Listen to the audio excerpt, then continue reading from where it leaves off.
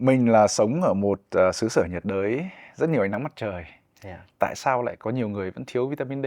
Hầu như bây giờ tất cả các cái nghề nghiệp đều là ngồi hết, mà người ta bảo là sitting is the new smoking ấy. Dân văn phòng hay mắc bệnh gì về xương khớp hả em? Xin chào mọi người đến với chương trình Gen Health Podcast. Mình là Linh Nguyễn, host của chương trình. Và như mọi người nhìn thấy hôm nay có thể đoán được là nội dung là gì đúng không? Mình có thạc sĩ bác sĩ Nguyễn Việt Đức là đang công tác ở bệnh viện Nguyễn Tri Phương hả? Dạ. Rồi chuyên khoa chấn thương chỉnh hình. Đấy, thì xin chào mừng Đức đến với chương trình. Kính chào quý vị khán giả. Thì hôm nay trân trọng được anh Linh mời đến chương trình podcast này để nói với quý vị khán giả chủ yếu về cái vấn đề dinh dưỡng và y học thể thao và những các bệnh về văn phòng.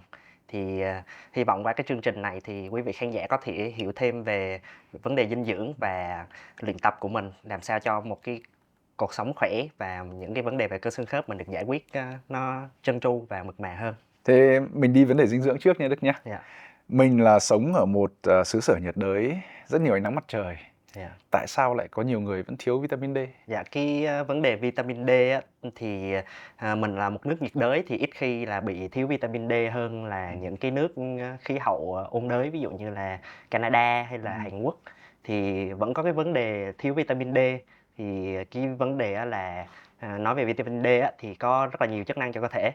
Cái chức năng đầu tiên là nói về hệ cơ xương khớp á, thì vitamin D nó sẽ hấp thu cho canxi, nó sẽ hỗ trợ hấp thu canxi, thì nó gắn vào những cái thụ thể thì nó sẽ qua đó thì canxi nó sẽ được hấp thu vào cơ thể, và cùng với phosphor á, thì nó sẽ hình thành cái xương của mình. Thì xương của mình nó muốn chắc khỏe thì nó phải có canxi, và muốn hấp thu canxi thì phải có vitamin D. Vì vậy là đóng vai trò trong hệ cơ xương khớp này, cái thứ nhất. Thứ hai là về hệ miễn dịch, vitamin D á, đóng một cái vai trò trong hệ miễn dịch nội sinh, tức là hệ miễn dịch mà cơ thể mình tự có. Dạ. Còn cái hệ miễn dịch mà ngoại sinh á, tức là qua cái quá trình sinh sống rồi mình bị phơi nhiễm, mình nghe nói là Covid á, thì mình phơi nhiễm nhiều lần thì mình lại có kháng thể, thì cái đó là hệ miễn dịch ngoại sinh. Thì vitamin D nó cũng đóng góp một phần nhỏ ở trong cái hệ miễn dịch ngoại sinh. Và ngoài cái hệ miễn dịch và hệ cơ xương khớp á, thì vitamin D nó còn đóng góp trong cái vai trò về hô hấp.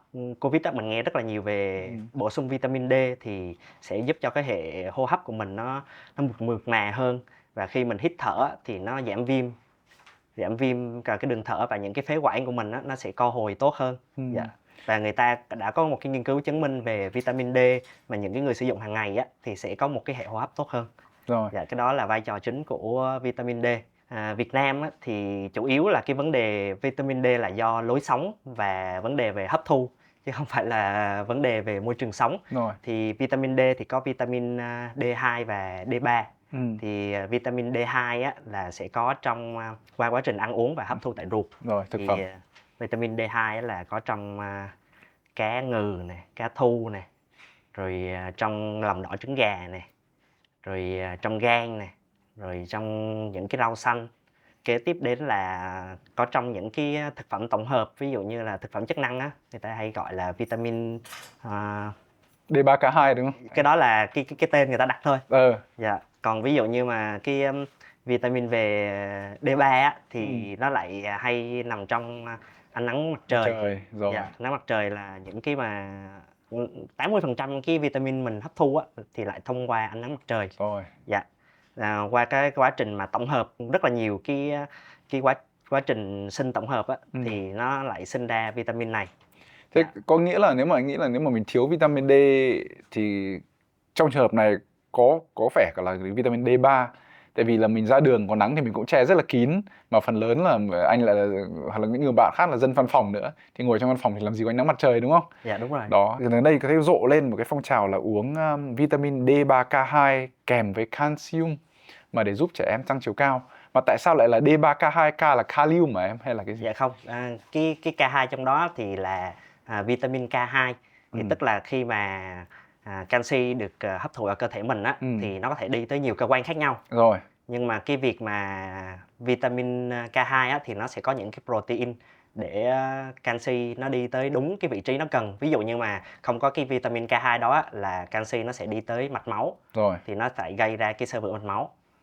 Rồi nó đi tới những cơ quan khác, thì cái vitamin K2 đó là nó có hai cái protein chính. Dạ, đại khái Rồi. là cái protein đó nó sẽ phân phối cái canxi này nó đi vào đúng vị trí của xương Rồi. và nó kết hợp với phosphor nó tạo cho cái xương của mình nó đậm và chắc. Rồi. Dạ. Tức là mình có thể hiểu cách đơn giản là nó là như dẫn đường đúng không? Dạ đúng rồi. Nó Nó dẫn có đường tác cho dụng mình như vào đường dẫn xương, đường. chứ Dạ. không là nó vào mạch máu rồi đi khắp nơi thì sẽ Dạ đúng hại. rồi. Rồi. Dân văn phòng hay mắc bệnh gì về xương khớp hả em? Dạ, dân văn phòng thì có hai bệnh mà thường hay mắc nhất là về lưng và về cổ vai gáy. Dạ, em nói về lưng trước ha. Về lưng Lưng là thì phần dưới hả hay là phần trên? dạ lưng là phần dưới. Phần dưới thì lưng. lưng thì em sẽ chia thành lưng trên và lưng dưới. Rồi. Lưng trên thì là từ xương bả vai tới cái phần thắt lưng của mình. Rồi. Và lưng dưới thì sẽ từ thắt lưng của mình xuống đến mông. Rồi. Cái phần lưng trên của mình thì nó có cái phần vai và cái phần ngực thì nó sẽ có cái khớp gọi là cùng vai và ngực thì người ta hay bị rối loạn cái khớp này, chủ yếu là do các cơ nó bị căng giãn rất là nhiều. Thì thành ra qua cái quá trình mà mình ngồi ví dụ như là mình bấm máy tính liên tục trong 5 đến 8 tiếng một ngày, hoặc là những cái anh mà xe ôm công nghệ anh cứ giữ tay như vậy suốt mười mấy tiếng một ngày. Thì những cái cơ này nó không có thời gian mình biết là cái quá trình co cơ thì phải có giãn cơ thì nó mới relax được, thì nó mới thư giãn được. Vì vậy mà mình cứ để cho co cơ liên tục như vậy thì nó sẽ làm cho mình bị đau lưng, đau vai. Dạ. Rồi cái thứ hai nữa là ngoài những nguyên nhân mà về cơ thì còn có nguyên nhân trong lồng ngực. Nguyên nhân trong lồng ngực thì có thể là những cái u, hoặc là những người trẻ hút thuốc thì sẽ gây ra những cái bệnh phổi về tắc nghẽn mãn tính. Rồi tiếp theo cái cột sống của mình chủ yếu là từ ngoài vào trong là nó sẽ có da, rồi tới lớp mỡ, rồi tới lớp cơ, rồi tới dây chằng và tới các đốt sống. Giữa các đốt sống thì nó có hình gọi là giống như hình lon sữa, nó xếp chồng lên nhau. Và giữa đó thì có các mấu khớp thì mới tạo thành hệ cột sống của mình. Và khi mà mình ngồi rất là lâu, mình không có nghỉ ngơi thì những cái cơ của mình nó bắt đầu nó bị mỏi, nó yếu, thì bắt đầu tới dây chằng nó phải căng ra để nó giữ. Và khi những cái dây chằng đó nó không giữ được thì bắt đầu nó đau, rồi nó ảnh hưởng từ cơ trước, xong rồi nó tới dây chằng và tới sau đó là tới xương khớp. Ngoài về dây chằng và cơ xương khớp ra thì nó còn một cái giữa các đốt sống là có những cái đĩa đệm.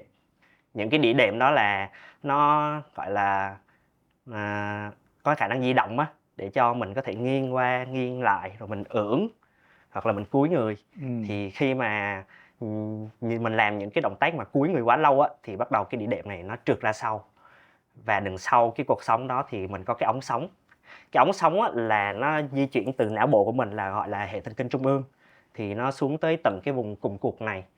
Và mỗi cái đốt sống thì nó sẽ có cho ra những cái rễ thần kinh ra tay và chân.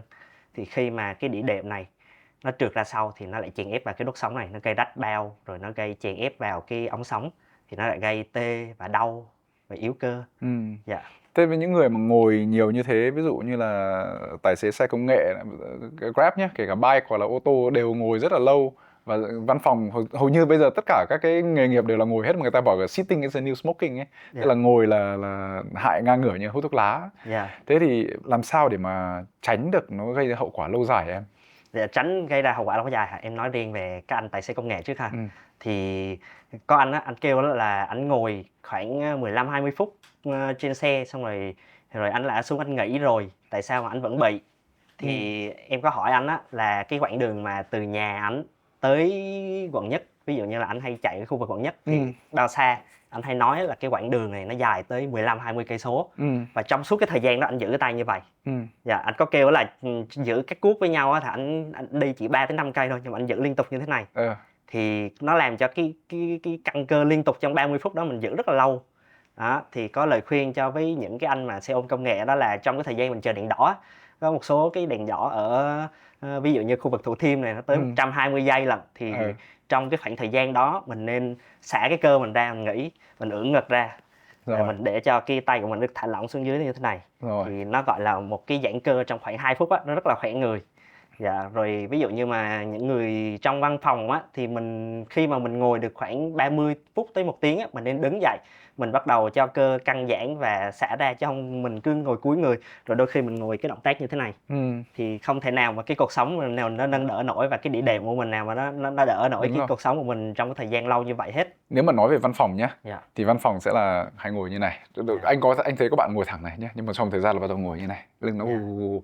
Thế thì đấy có phải là lý do tại sao là cái nhiều người than là đau cổ vai gáy không? Tại vì cảm giác là tay nó cứ bình thường tay nó không mở ra được, mà lúc nào phải như này bám phím mà. Dạ. Sau người thì ngồi về trước. Thì lại cúi, nếu mà có cái màn hình nó thẳng ấy thì ít ra nhìn còn thẳng như này. Chứ còn thường màn hình laptop đặt trên bàn thì nó tầm này, thế bao giờ cũng phải cúi.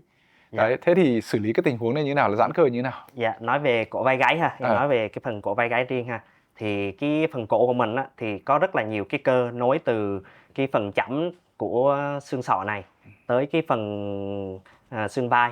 Rồi. Thì cái phần cổ này nó giúp cho em với anh ngồi nói chuyện với nhau như thế này, thì nó không làm gì hết, nó cũng co. Và nó đang co để cho nó giữ vững được cái cổ của mình.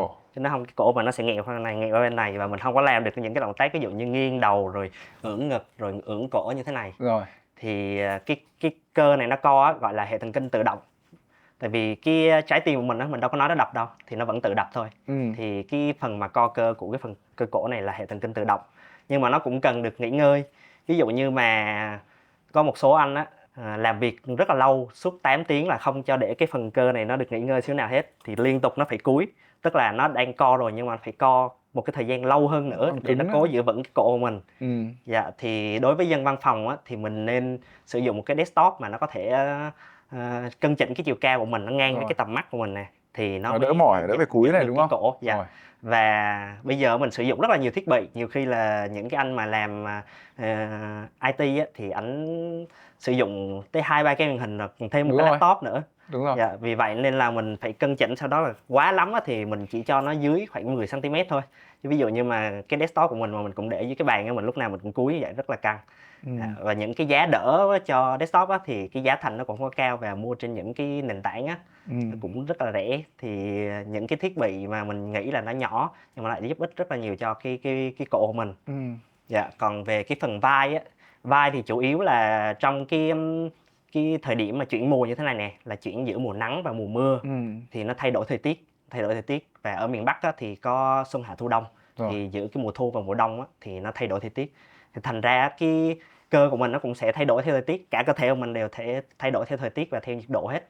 Thì khi mà cái thời tiết nó thay đổi á, thì những cái cơ này nó sẽ co nhiều hơn. Thì đang chuyển vào từ mùa nóng, Sài Gòn đang rất là nóng và mấy bữa nay mưa, thì chuyển qua đầu lạnh. Thì ở vai á, thì mình sẽ gặp những cái bệnh nào? Thì cái thứ nhất á, là viêm co rút bao khớp vai. Ban đầu á, là bệnh nhân có thể là không đưa tay ra sau được, nhưng mà lúc sau á, là có thể không đưa tay lên gãi đầu được và không dùng lược để chải đầu được. Đó, thì cái này cũng rất là hay gặp nè. Rồi cái thứ hai nữa là viêm chóp xoay. Cái viêm chóp xoay á, thì cái đầu trên của xương cánh tay mình có 4 cái gân bám vào, và nó bám từ cái xương vai này tới cái chỏm xương cánh tay. Nhưng mà khi mà mình lớn tuổi á, thì bắt đầu là cái chỏm xương cánh tay này nó dịch chuyển lên cao. Thì cái vai này nó lại có một cái xương, và một số người nó nhọn hơn bình thường. Và cái việc mà cái chỏm xương cánh tay này nó dịch chuyển lên cao á, mình cứ làm cái động tác này liên tục nè. Đặc biệt là những người mà làm thợ may ở các khu công nghiệp á, hoặc là làm những cái nghề mà lặp đi lặp lại hành động, ví dụ như là công nhân đóng gói trong nhà máy á, hoặc là lau cửa kính của những nhà cao tầng. Dạ, lúc đúng nào rồi, tay những cũng cái phải lên xuống như này. Dạ, những cái cô mà tạp vụ á, cô rất là hay bị. Đó là khi mà cô lặp đi lặp lại cái hành động này, nó cứ cọ liên tục, là những cái gân cơ đó nó cọ vào cái xương, gọi là cái mỏng quần vai này, thì nó lại gây rách gân cơ. Và khi đó thì cái xương cánh tay này nó bị hạ thấp xuống, thì hai cái đầu gân nó không có tiếp xúc được với nhau, nó xa nhau như vậy mà. Thì khi đó người ta gọi là rách chóp xoay. Thì lúc đó là mình cần can thiệp các biện pháp phẫu thuật để khâu nó lại, thì nó mới hồi phục được. Và khi đó các cô sẽ không làm được cái động tác mà dàn vai ra, tại vì nó đứt gân. Dạ. Hay bị đứt nhất là cái gân trên gai của chóp xoay á. Dạ, là khi đó phải can thiệp phẫu thuật. Dạ. Anh hỏi một chút là quay lại về dân văn phòng nhá. Dạ. Thì cũng không phải chỉ IT không đâu, mà mọi người ở văn phòng bây giờ ngồi làm laptop nhiều.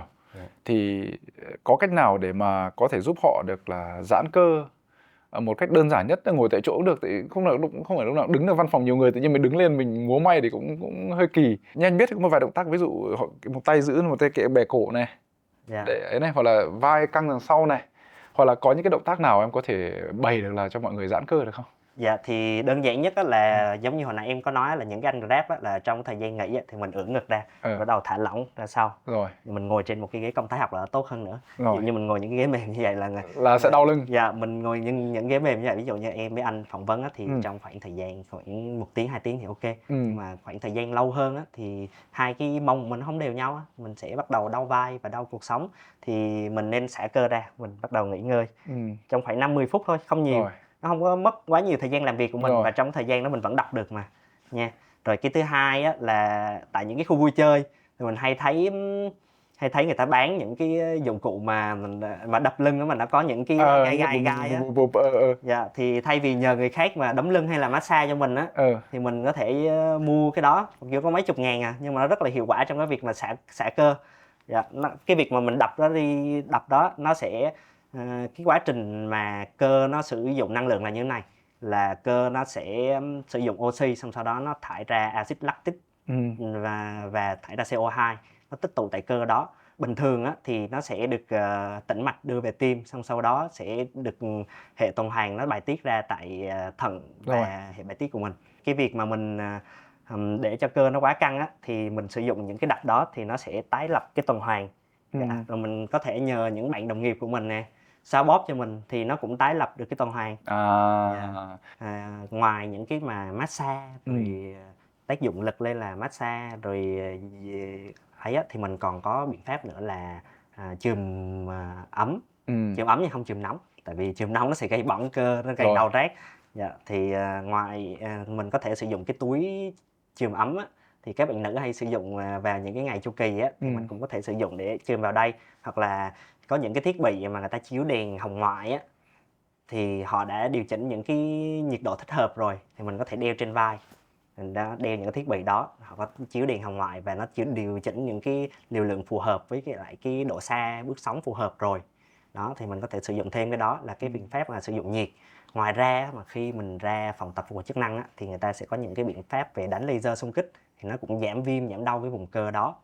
Rồi thêm vào đó mình hay nghe là mình hay thấy những cái chú mà chạy xe đạp ngoài đường á, này người ta hay có cái biện pháp gọi là vét hơi. Vét hơi á, thì gọi là khi mà mình vét hơi đó thì nó sẽ gây một cái áp suất lên cái vùng cơ và da đó, thì nó tạo ra những cái vỡ vi mạch máu, gọi là vỡ những cái mao mạch đó, thì nó cũng tái lập những cái tuần hoàn và nó cũng giúp cho mình xả cơ. Rất là nhiều biện pháp hàng ngày, và mình cứ nghĩ là nó sẽ xa vời nhưng mà thật ra là đơn giản đúng không? Dạ, đơn giản. Thế thì mình đã nói qua về văn phòng rồi này, thì bây giờ mình nói đến chơi thể thao đi. Tại vì đối với bản thân mình thì thể thao cũng là một cái gì đó để nó cân bằng với cái cuộc sống suốt ngày cứ ngồi một chỗ.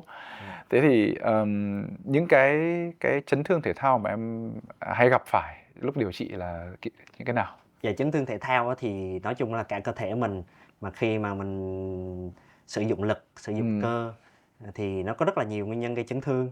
Ví dụ như là sử dụng những cái động tác sai thế, hoặc là sử dụng những cái động tác co cơ lâu, cũng giống như ngồi văn phòng á, co cơ lâu nó cũng gây ra chấn thương, hoặc là những cái động tác mà lặp đi lặp lại á, thì nó cũng gây ra chấn thương. Thì nói về khi mà té ngã hoặc là khi mà tiếp đất sai động tác nhất đi, thì nó hay gặp những cái chấn thương về da và mô mềm. Da và mô mềm là ví dụ như mà mình bị té xuống mà mình gặp một cái vật cản thì nó hay gây rách da. Cái thứ hai là gân về dây chằng thì nó hay gặp nhất. Dây chằng là bám giữa xương và xương thì nó hay gặp bong gân và gây giãn dây chằng, hoặc là gây đứt hoàn toàn dây chằng, là những cái chấn thương mà phải gặp 70-80% trong cái chấn thương thể thao á. Còn về các cơ quan khác, ví dụ như là não hoặc là não bộ hoặc là những cái cơ quan khác thì ít khi gặp hơn. Thì nhiều nhất là chấn thương da và mô mềm và những cái chấn thương về cơ và dây chằng.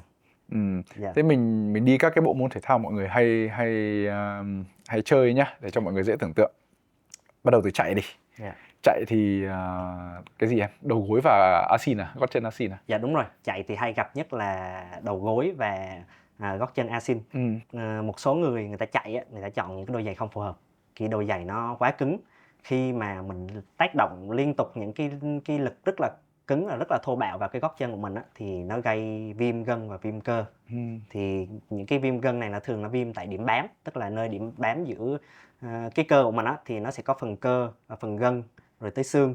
Thì gân là cái phần mà bám giữa cơ và xương, thì nó hay bị ở cái nơi mà bám giữa cái gân á, và xương đó, thì nó sẽ viêm đi viêm lại nhiều lần, nó bắt đầu tích tụ canxi. Thì mình sẽ thấy trên siêu âm á, là mình sẽ hay thấy là nó tụ dịch. Còn thậm chí là một số trường hợp mà nó bị vôi hóa nhiều á, mình chụp X-quang lên mình thấy những cái nốt vôi trên nó luôn. Rồi. Dạ, đó là đối với dân chạy bộ. Thế xử lý cái đấy như nào em? Dạ, đầu tiên á, thì đương nhiên là viêm, mình nghe nó có chữ viêm, thì đầu tiên mình xử lý á, đi gặp khám của bác sĩ á, bác sĩ siêu âm lên thấy một cái tình trạng viêm gân tại điểm bám như vậy thì bác sĩ sẽ cho uống kháng viêm. Xong tới khi mà mình sử dụng kháng viêm một cái thời gian á, mà nó không đáp ứng, mình bắt đầu chuyển qua sử dụng các liệu pháp về tiêm. Tiêm thì mình có rất là nhiều chế phẩm. Hiện tại thì người ta có thể sử dụng là tiêm thuốc kháng viêm tại vị trí ngay điểm bám, đó là tiêm sát xương. Thì ngoài những cái tiêm kháng viêm thì mình sẽ tiêm BRB này, gọi là huyết tương giàu tiểu cầu á, thì trong thành phần của nó là có tiểu cầu này, rồi những cái yếu tố tăng trưởng gọi là growth factor á, thêm một số protein, acid amin có trong cơ thể mình. Tại vì BRB tức là chất xuất từ ngay máu tự thân của mình ra. Vậy nó sẽ có những yếu tố tăng trưởng như vậy. Rồi thế hệ mới hiện nay á, từ 2019 tới giờ á, thì bắt đầu người ta nghiên cứu là tiêm collagen tại ngay cái điểm đám gân luôn. Dạ, thì những cái nghiên cứu về collagen hoặc là BRB hoặc là thuốc kháng viêm á, thì nó vẫn còn tương đối ít. Còn nhiều nhất mà hiện tại các nghiên cứu á, thì người ta hay nói về cái mà tiêm acid hyaluronic á, thì nó gọi là một cái chất bôi trơn rất là tốt trong cơ. Đúng rồi. Dạ. Và cái thuốc kháng viêm nó còn có một cái tác dụng phụ, đó là nó có thể gây ra nhiễm trùng ngay tại cái vùng tiêm, và nó có thể, nhưng mà nó vẫn là nó nằm trong cái guideline á, thì nó vẫn có điều trị với thuốc kháng viêm. Thì cái tác dụng của nó là tác dụng nhanh và mạnh, nên là vẫn có trong guideline nha, không phải là trường hợp nào mình cũng không sử dụng đâu. Yeah. Và một cái trường hợp mà điển hình của viêm gân asin mà phải ảnh hưởng đến quá trình chơi thể thao và ảnh hưởng đến sự nghiệp, đó là đặc biệt là những cầu thủ á. Ví dụ như là trong đội tuyển quốc gia Việt Nam thì có đá bóng hả?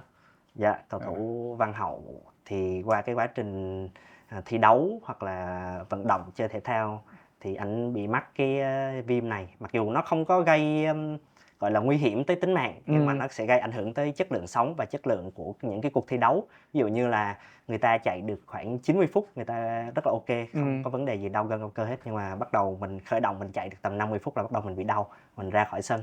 Thì như vậy cái cuộc đấu nó đang liên tục, nó ví dụ như là mình vào những cái tình huống mà để cản đối thủ, hoặc là cái tình huống mà ghi bàn á, mình không có ra những cái cú đá quyết định được á, thì nó lại ảnh hưởng tới chất lượng thi đấu. Và anh đã đi rất là nhiều nơi, ví dụ như là đi sang tận Singapore để sử dụng những cái liệu pháp vật lý trị liệu tiên tiến, thì nó vẫn bị tái lại. Cái vấn đề của viêm gân á, nó rất là khó chịu ở cái là nó hay bị tái lại. Thế em có nói đến Văn Hậu thì anh mới nhớ đến Xuân Son. Dạ. Xuân Sơn thì, nhưng mà cái trường hợp đấy là gãy là đâu phải là do va chạm đâu. Cái lý do gì nó dẫn đến gãy như thế nhỉ? Cái gãy xương của Xuân Son là do mỏi. Tức là ảnh chơi thể thao, ảnh luyện tập trong cái quá trình cái giải đấu rất là nhiều. Thì tức là gãy xương á, do cái cơ chế trực tiếp là tác động trực tiếp vào vùng gãy xương thì không nói rồi. Cái đó là khi va đập hoặc là mình ghi té ngoài đường á, rồi thì nhiều khi cái xương nó chập ra ngoài thì gọi là gãy xương hở. Nhưng mà gãy xương của Xuân Son thì do mỏi, do cái quá trình luyện tập của anh liên tục á, thì cái xương của mình nó bắt đầu bị stress. Thì nó cũng giống như cơ thôi, nó cũng phải có thời gian nghỉ ngơi để nó hồi phục lại, nhưng mà cái luyện tập nó quá sức, thành ra nó bị mỏi. Thì khi đó mà chỉ cần một cái tác động không phải là quá lớn nữa, nó chỉ cần nhẹ vô thôi, bắt đầu ảnh ma sát bằng một cái lực xuống dưới sân thi đấu, rồi thì bắt đầu nó ngược với cái lực di chuyển của đầu gối, rồi thành ra nó bẻ gãy do xương nó mỏi quá, nó không chịu được nữa thì nó gãy. Đúng rồi. Anh tập thể thao ấy thì bao giờ nó cũng có định nghĩa là vượt ngưỡng. Vượt ngưỡng tức là mình cứ tập mỗi một mức mà ngày nào cũng như thế thì không bao giờ nó tiến lên được. Thế bao giờ phải vượt quá cái cực hạn của bản thân. Thế thì vượt ngưỡng thì sẽ dẫn kèm theo những cái như em vừa nói là tăng áp lực quá lên vào cái đầu gân khớp xương thì có thể gây đến chấn thương. Thế thì làm sao để tìm được cái balance giữa một là nhiều vượt ngưỡng để mình đạt thành tích tốt hơn, và ngược lại là vượt ngưỡng nhưng làm sao để cho mình không bị chấn thương? có cách nào để mà Nói chung là cái về vấn đề này thì mình phải đầu tiên đó là mình phải quan trọng cái quá trình khởi động này. Cái thứ hai là mình phải cảm nhận được cơ thể của mình đang stress. Dạ. Thì ví dụ như mà nói về quá trình khởi động á, thì mình phải dành cái khoảng thời gian đủ. Đó là đầu tiên đó là phải khởi động, mỗi môn thể thao thì nó sẽ yêu cầu khác nhau, thường là yêu cầu từ 2 tới 8 phút. Và khởi động thì mình phải khởi động theo cái thứ tự nào. Đầu tiên đó là ở trên đó thì từ trên xuống dưới và từ trong ra ngoài. Thì đối với vùng đầu, mỗi bài tập á, nó sẽ duy trì khoảng 20 đến 30 giây và 10 đến 15 lần. Thì đối với vùng đầu thì từ khi học thể dục từ cấp 1, cấp 2 rồi thì thầy cô cũng đã dạy mình cách khởi động rồi. Thì ví dụ như là khởi động đầu á, thì mình cúi ngửa rồi nghiêng trái nghiêng phải rồi bắt đầu xoay đầu, rồi bắt đầu tới vùng vai thì bắt đầu với những cái bài tập xoay như thế này, rồi tới vùng khuỷu, rồi tới vùng cổ tay, rồi bắt đầu xoay hai tay, rồi bắt đầu tới vùng cột sống, rồi tới khớp háng, khớp gối, khớp cổ chân. Rồi. Dạ, và mình phải khởi động với cái thời gian đủ và với lần lặp lại đủ. Rồi cái thứ hai nữa đó là những cái bài mà nó toàn thân, ví dụ như là khởi động với nhảy dây rất là tốt này. Hồi xưa lúc mà em học đại học á, thì thầy cô hay nói cái bài khởi động tốt nhất là cái bài nhảy dây, vì nó sử dụng toàn bộ các nhóm cơ của cơ thể. Ví dụ như là mình tập gym á, đôi khi người ta hay cười, người ta hay gọi là skip leg day á. Đúng rồi. Những cái anh đó anh hay không tập chân mà anh chỉ tập tay thôi. Đúng rồi. Cái vấn đề là tay với ngực với vai, đúng rồi. Rất là to nhưng mà cái phần mông với lại chân nó không cân bằng. Thì hay chia gọi là chicken leg. Dạ. Thì ví dụ như mà mình tập tay và vai quá to như vậy, và khi mình tác động một cái lực tương đối lớn lên chân á, thì nó cũng có thể gây chấn thương nè. Đó, nên là vì vậy là những cái bài khởi động của mình nó cũng phải đều. Mình có thể khởi động sai này nè, ví dụ như là những cái quá trình luyện tập của mình á là sẽ bắt đầu từ khởi động rồi tới những bài tập rồi tới giãn cơ. Thì đôi khi á, mình sẽ khởi động sai, ví dụ như là mình sử dụng những cái bài co cơ tĩnh cho cái quá trình khởi động. Ví dụ như là mình mới chạy bộ nhưng mà mình bắt đầu mình ép ở một vị trí như thế này trong khoảng thời gian là 30 giây thì như vậy nó không có đúng. Cái đó là những cái bài mà giãn cơ dành cho sau tập. Rồi ví dụ như là xoay cái khớp gối của mình quá mức thì cái khớp gối của mình á, cái tầm vận động á là chủ yếu là gấp duỗi, gấp sát vào đùi và duỗi tối đa. Và khi mà xoay á, thì nó cũng xoay một xíu ra phía ngoài như vậy và xoay một xíu vào phía trong thôi. Nhưng mà khi mà mình khởi động á, mình xoay cái quả tầm là bắt đầu những cái dây chằng bên trong và bên ngoài và chéo trước chéo sau nó giãn. Khi mà mình chạy nó cũng gây chấn thương. Tức là nhiều bạn lại cứ nhầm những cái động tác giãn cơ mà lại đem ra để khởi động. Thì những cái bài đó là tập sau chấn thương. Sau khi mà mình đã hoàn thành những cái bài tập của mình rồi. Những cái bài tập về khởi động á, ví dụ như chạy bộ á, thì mình có thể là đứng tấn này, không cần quá thấp giống như là mình tập squat. Rồi mình chạy cho mông chạm vào gót chân nè, rồi mình chạy nâng cao đùi nè, rồi vừa chạm tay lên đầu vừa nhún nhảy. Cái đấy gọi là Upperman. Đúng rồi. Cái bài cái này. Đúng rồi. Thì những cái bài đó thì nó khởi động rất là tốt vì nó sử dụng nhiều nhóm cơ. Thế mình đã nói về chấn thương chạy bộ. Thế còn những cái môn pickleball, tennis, cầu lông. Pickleball với tennis, cái cầu lông á, thì nhóm này là vừa sử dụng tay vừa sử dụng chân luôn. Vì vậy nói về tay trước ha. Về tay trước thì những cái bạn mà chơi cầu lông á thì hay bị ở cổ tay. Tại vì cái lực mà đập cái cổ tay của các bạn rất là lớn và các bạn rất là hay lên lưới. Cái đặc điểm của cầu lông là các bạn rất là hay lên lưới. Còn về tennis á, thì cái vợt thường là nặng phải 2 kg mấy trở lên. Thì cái việc mà mình vụt với những cái lực mà sai tư thế thì hay bị ở vùng khuỷu tay. Người ta gọi là viêm điểm bám lồi cầu trong và viêm điểm bám của lồi cầu ngoài. Tức là nơi cái điểm bám gân của phần cẳng tay này thì nó lại bám tại cái vùng khuỷu tay này, thì hay gọi là tennis elbow á. Đúng rồi. Còn nói về cái vùng khớp vai thì hay với tay thì hay bị viêm chóp xoay, thì ở những cái người mà chơi tennis hoặc là cầu lông hoặc là pickleball cũng hay bị viêm chóp xoay này. Tức nghĩa là anh hiểu là mình chơi môn thể thao nào thì sẽ có cái vùng nó chịu lực nhiều hơn. Thì ví dụ như mình nói chạy thì là cổ chân và đầu gối. Đúng rồi. Cầu lông, tennis và pickleball thì là cổ tay và khớp tay. Thế thì mình phải khởi động những cái đó kỹ hơn đúng không? Đúng rồi. Thì sẽ tránh được chấn thương. Ngoài cái việc mà khởi động kỹ á, thì hiện tại những cái băng thể thao á, người ta bán với cái giá thành cũng hiện tại thì rất là rẻ, ngoài những cái brand cao cấp ra thì không có gì. Nhưng mà những cái mà băng đó nó cũng hỗ trợ cho cái việc khớp của mình á, thì Có đỡ cái dây gỏng chằng hả? của mình nó giữ vững không được á, thì mình sẽ hỗ trợ bằng một cái bên ngoài, đó là sử dụng một cái bó thể thao. Dạ, đó Nhưng mà thì anh có thấy nhiều bạn bó thể thao. Thế nhưng mà bó cái thể thao như thế thì liệu lúc chơi nó có vướng không em? Tức là nó kiểu nó dạ không, những cái đó người ta đã thiết kế ra cho nó co giãn được rồi, và Rồi. nó định giữ vững rất là tốt. Dạ. Thì ngoài đối với cái viêm gân cơ cũng giống như là chạy và những cái môn thể thao mà sử dụng vợt đó, thì ở đầu gối á, thì những cái bạn đá banh cũng hay rất là gặp cái vấn đề mà ở đầu gối, đó là đứt đứt dây dây chằng. chằng rồi. Dạ, đứt dây chằng thì cái hệ thống dây chằng của khớp gối của mình á, hôm nay có mang theo một cái mô hình. Rồi. Đây gọi là cái gân tứ đầu ha, đây là xương bánh chè. Thì dưới này là gân bánh chè, còn đây là dây chằng bên trong, đây, còn đây là cái dây chằng bên ngoài ha. Còn phía bên trong khớp gối này nè thì phía sau này người ta gọi là dây chằng chéo sau, và phía trước này sẽ có dây chằng chéo trước. Rồi. Thì chủ yếu giữ vững khớp gối á, là dây chằng bên trong, dây chằng bên ngoài, và dây chằng chéo trước và dây chằng chéo sau. Rồi. Thì khi mà tác dụng một cái lực vặn xoắn á, có thể là khi tiếp đất, hoặc là khi mà nhất là mấy bạn chơi đá banh á, thì hay vào bóng rất là thô bạo. Rồi. Thì mình đạp vào cái phần cẳng chân này nè. Rồi. Khi mà cái đùi này nó vẫn còn đang cố định á, nó sẽ gây đứt dây chằng. Đứt dây chằng á, thì những cái trường hợp nhẹ á, thì các bạn sẽ bị gọi là đứt độ 1 hoặc là độ 2 á, thì chỉ là căng giãn hoặc là đứt một số bó thôi. Còn ví dụ như mà những trường hợp nặng á, là độ 3 á, tức là đứt hoàn toàn, thì khi đó mình phải can thiệp phẫu thuật. Cái cảm giác đứt nó như nào em? Sao biết là mình bị đứt? Dạ, cái cảm giác đứt á, khi mà mình chạy mà mình va chạm á, mình nghe cái pực một phát, xong bắt đầu về là bắt đầu cái gối nó sưng nề, nó đau. Rồi sau khi mà uống thuốc kháng viêm khoảng 1 tới 3 tuần á, là bắt đầu nó hết sưng hết đau, thì bắt đầu cái gối của mình đi lại nó bị lỏng. Có khi đứt mà cũng không biết. Dạ đúng rồi, đôi khi là không đứt mà không biết luôn.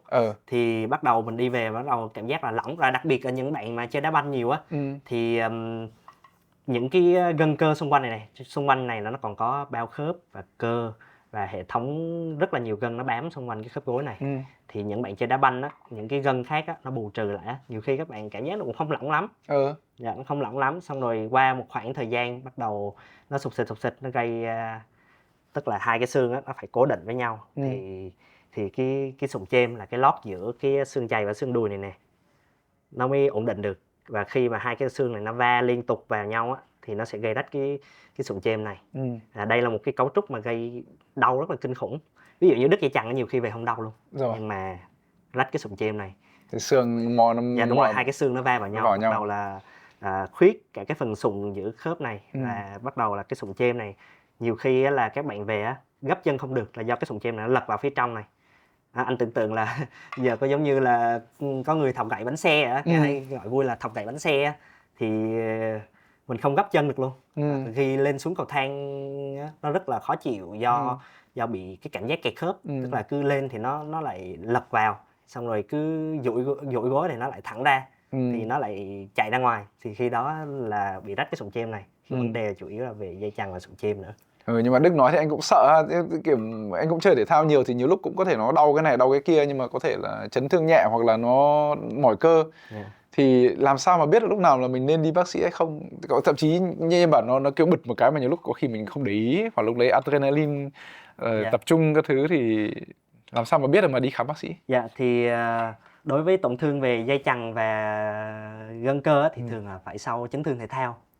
Dạ, là ví dụ như mình thường là có va chạm hoặc là mình phải té ngoài đường, ví dụ như là đi xe máy xong rồi mình té đè lên chân nhưng mà nó không gãy xương, nó lại gây đứt dây chằng. Thì đối với những cái cầu thủ chuyên nghiệp nha, thì cái chức năng khớp gối rất là quan trọng, tại vì người ta làm những cái động tác tinh rất là nhiều. Và đặc biệt là đối với những người mà trượt băng hoặc là gọi là khiêu vũ hiện đại á, thì những cái động tác mà xoay khớp gối người ta làm rất là nhiều và yêu cầu rất là cao. Vì vậy là cái tổn thương mà đứt dây chằng này nè, tiên lượng nó còn tệ hơn là gãy xương giống như Xuân Son này. Mình nhìn cái gãy xương của Xuân Son nó rất là nặng. Đúng rồi. Nhưng mà cái tiên lượng nó khi mà cái xương của mình nó được 4 tới 5 tháng nó lành hoàn toàn á, thì khi đó chơi thể thao lại bình thường và cái sự nghiệp nó không bị đi xuống. Nhưng mà một số cầu thủ mà đứt dây chằng xong á, phải chuyển qua làm huấn luyện viên là do cái độ linh hoạt của khớp gối nó không còn nữa. Đó thì mà dễ bị đứt lại nữa. Dạ, thì mình nhận biết như thế nào thì sau khi mà bị chấn thương á, qua cái giai đoạn cấp rồi á, thì mình vẫn nên đeo những cái bó gối thể thao hồi nãy em nói, thì nó sẽ giữ vững cho khớp gối được phần nào đó. Và mình nên đi khám bác sĩ chuyên khoa khi mà mình cảm thấy là sưng 1 tới 2 ngày nhưng mà nó không giảm rồi. Tại vì bình thường ví dụ như mà mình đã biết là mình hay va chạm thể thao rồi thì từ 1 tới 2 ngày nó sẽ giảm, hoặc là khi uống thuốc kháng viêm thường thì uống thuốc kháng viêm mình khuyên chắc chắn là nên đi bác sĩ rồi. Nhưng mà một số trường hợp thì các bạn va chạm nhiều nên cũng gọi là hay tự ra ngoài mua toa Đúng rồi, đúng thì rồi. sau khi mình uống thuốc kháng viêm thì thường là những cái loại mà người ta kê toa ở ngoài rất là mạnh, nó phải giảm sau 3 tới 4 ngày. Và sau khoảng thời gian đó mà nó không giảm thì chắc chắn mình phải đi bác sĩ để mình kiểm tra rồi. Yeah. Rồi thế anh tự nghiệm lại bản thân là có khi phải đi kiểm tra lại cái đầu gối bên phải của anh xem nào. Yeah. Tại vì cũng bị đau cũng khá một thời gian rồi. Yeah. Rồi thế nếu mà đi khám bác sĩ thì bên em sẽ kiểm tra như thế nào? Làm Yeah. sao phải phát hiện ra? Khi mà khám bác sĩ thì đầu tiên thì bác sĩ sẽ hỏi cái bệnh sử của mình ha, tức là cái quá trình là mình té như thế nào thì Rồi. sẽ biết về cái cơ chế chấn thương. Biết về cái cơ chế chấn thương thì sau đó thì bác sĩ sẽ khám lâm sàng. Khám lâm sàng thì có những cái test chuyên cho khớp gối, hoặc là chuyên cho khớp vai, hoặc là chuyên cho khớp háng và cột sống. Thì khi người ta làm những cái nghiệm pháp đó, người ta cảm thấy cần thiết thì người ta sẽ cho đi làm những cái xét nghiệm về hình ảnh. Ví dụ như là khớp gối của mình chụp X-quang thì sẽ thấy được phần xương. Phần xương này thì nó cạnh quang khác với những cái phần mô mềm. Thì khi mà mình chụp X-quang thì sẽ thấy được cái phần xương để xem là xương của mình có gãy không. Đôi khi những cái xương gãy mà nó vi chấn thương thì không có thấy cảm giác quá đau, nhưng mà khi chụp lên thì vẫn thấy. Rồi. Cái đó là X-quang. Còn cái thứ hai là MRI. MRI thì sẽ thấy được toàn bộ những cái xương và dây chằng và những cái cơ bắp và những cái gân. Thì khi đó thì sẽ chẩn đoán những cái chấn thương thể thao là tốt nhất. Đó, người ta hay gọi là MRI là sẽ dùng cho mô mềm, còn X-quang thì sẽ dùng cho xương. Rồi. Dạ. Và tổng hợp giữa hỏi bệnh sử, khám lâm sàng và kèm theo những cái xét nghiệm hình ảnh đó thì người ta sẽ đưa ra kết luận là mình bị chấn thương như thế nào và đưa ra những cái liệu trình phù hợp với từng cá nhân. Yeah. Thế những bạn tập gym thì sao? Những bạn đấy thì hay chấn thương cái gì? Tại gymmer thì nhiều chấn thương lắm, tại vì tập là mỗi ngày thì mình sẽ tập những cái nhóm cơ khác nhau. Thì có một số bạn trẻ mà mới tập thì người ta chỉ thích tập tay với vai ngực. Hồi lúc mà em mới lớp 9 thì em cũng bắt đầu tập, em cũng tập như vậy. Ngày nào cũng tập ngực, ngày nào cũng tập tay. Cái việc tập một cái nhóm cơ vậy thì có nói rồi. Thứ nhất là nó không có thời gian để nghỉ, nó không có thời gian để nó hồi phục lại, nó làm stress cái nhóm cơ đó và có thể gây rách và đứt cơ, gây chảy máu và cái thời gian hồi phục rất là lâu Cái thứ hai đó là về khi mà mình tập đó mà mình không nâng nổi, và ví dụ như mình té ngã trong phòng tập bắt đầu gãy xương này, rồi ví dụ như mà những cái động tác squat hay là deadlift cái rất nặng đó. Rất là nặng, và nếu mà không có tập đúng tư thế và không có cái đai nữa thì khi mà mình nâng lên một cái tư thế rất là nặng và còn gây cong cột sống như vậy cái thứ nhất là trượt đốt sống, thứ hai là thoát vị đĩa đệm, tới mức phải phẫu thuật. Và nếu mà những cái trường hợp nặng là có thể gây liệt hai chân do bị trượt cái đốt sống ra sau. Rồi. Mình biết rồi, tại vì cái cột sống, cái ống sống của mình nó sẽ có những cái dây thần kinh đi ở sau, mà khi mà nó trượt hoàn toàn ra phía sau thì khi đó nó sẽ gây liệt, yếu liệt, gây tiêu tiểu không tự chủ luôn. Yeah. Thế thì cái bệnh lý nghe thì rất là sợ đúng không? Yeah. Thế mà anh thấy phòng gym thì các bạn cứ deadlift với cả squat ầm. Yeah. Thế thì làm sao để mà cái đấy thì thường lại hay là so nhau về cân nặng. Yeah. Em deadlift 120 cân, 150 cân hay gì đấy. Thế thì làm sao mà mình tránh được? Thì cái thứ nhất là mình phải cảm nhận là mình sức mình đến đâu. Sức mình đến đâu. Cái thứ hai là có thể sử dụng thêm cái đai. Cái đai mà nịt bụng nó đỡ một phần nào hả? Đỡ một phần nào đó. Rồi. Và khi mà mình tập quá nặng thì nên nói cái bạn cùng tập với mình thì ai đỡ cũng biết nhau hết. Nên nhờ người ta đỡ cho mình một phần nào đó khi mà mình tập những cái bài là lên tạ cân nặng mới, hoặc là khi mà mình tập quá nặng và cảm thấy quá sức rồi. Và nó cũng nên có thời gian nghỉ giữa các hiệp, chứ không phải là mình cứ vừa ấy xong mình lại vào cái bài mới là nâng cân nặng liền. Rồi thế thì xong phần thể thao anh muốn hỏi một cái là người già đi. Người già thì rất là dễ bị chấn thương, ngã là rất là dễ bị gãy xương so với người trẻ. Mà họ cũng hay gặp những cái hiện tượng như là đau, nhức mỏi. Thì cái đấy là lý do ở đâu ra? Tại sao? Dạ, cái nguyên nhân nhức mỏi thì có nhiều nguyên nhân. Hồi nãy em có nói rồi. Ví dụ như là mình có thể bị thoái hóa này. Thoái hóa thì cái xe đạp đi 20 tới 30 năm thì nó phải hư thôi. Đúng rồi. Người già á, thì cái quá trình thoái hóa đó thì có thể thoái hóa thường hay gặp nhất là sẽ gặp ở khớp háng, khớp gối và cột sống. Thì sau khi cái quá trình hấp thu canxi của mình nó bị giảm xuống rồi á, thì bắt đầu là nó sẽ gây ra loãng xương. Loãng xương thì bắt đầu nó sẽ mọc gai và nó gây đau. Cái gai này ở đốt sống á, thì nó đâm vào cái ống sống cũng giống như là thoát vị đĩa đệm vậy đó. Còn ở đầu gối á, thì nó sẽ gây đâm vào những cái gân cơ xung quanh. Rồi nó đâm vào cái bao khớp thì bắt đầu khi mà bệnh nhân gấp duỗi rất là đau. Khớp háng á, thì cũng như vậy luôn. Thì đối với người già á, làm sao mà để giảm cái quá trình này?